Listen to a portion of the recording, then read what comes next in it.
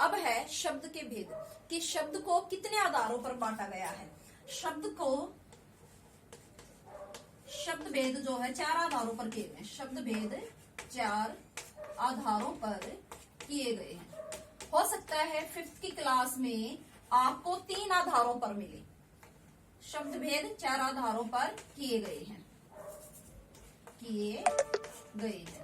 कौन कौन से हैं? सबसे पहले है आपका उत्पत्ति के आधार पर। उत्पत्ति के आधार पर। सेकंड है रचना के आधार पर। रचना के आधार पर।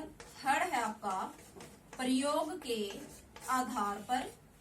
प्रयोग के आधार पर। और फोर्थ है आपका अर्थ के आधार पर। ये 4 जो है भेद किए गए हैं शब्द के 4 आधारों पर। उत्पत्ति, रचना, प्रयोग और अर्थ। हो सकता है 5th की किसी बुक में जो है अर्थ के आधार पर शब्द भेद ना मिले।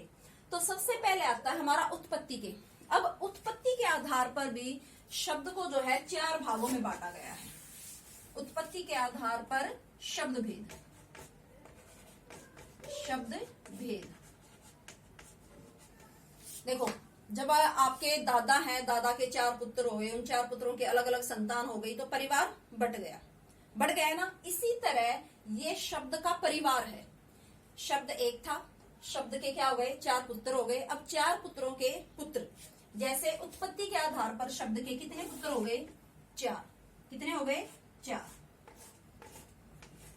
तत्सम,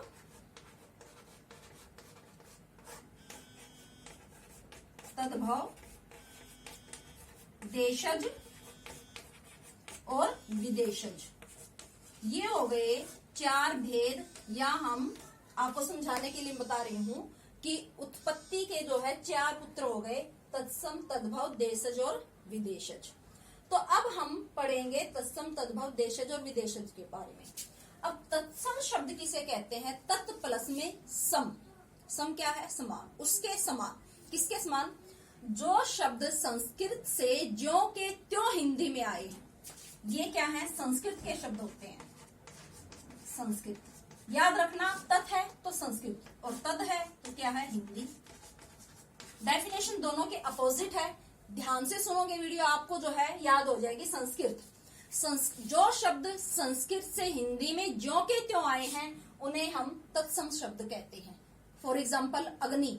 अग्नि शब्द है किसका? संस्कृत का, लेकिन हम इसको प्रयोग किसमें करते हैं?